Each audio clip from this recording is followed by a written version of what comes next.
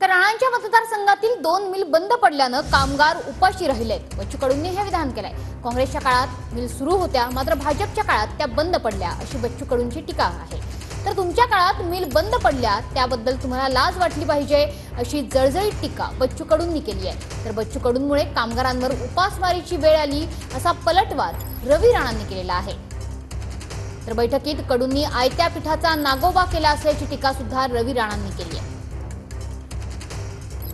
मला वाटते तुम्ही खासदार होत्या, तुमचं सरकार होतं आणि मेल काँग्रेसच्या काळात सुरू झाली आणि भाजपच्या काळात ते बंद पडली, याचं थोडं दुःख वाटलं पाहिजे। तुमच्या काळात ते मिल कशी बंद पडली याची थोडीशी लाज वाटणं गरजेची आहे। उलट आपणच ते बंद पाडण्याचा जो काही प्रयत्न झाला केंद्र सरकारकडून, त्यावर आपण काही करू शकलो नाही। 4 वर्ष मिल बंद आहे, अजूनही बंद आहे। बच्चू कडू गेल्या 5 वर्षापासून कामगारांवर उपासमारीची वेळ आहे।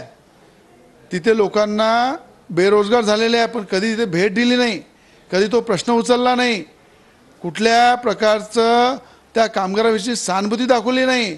आता आयत्या पिठाचा नागोबा बनवून त्या ठिकाणी डेप्युटी मध्ये पालकमंत्र्याच्या बाजूला बसून हुशारी दाखवत आहे।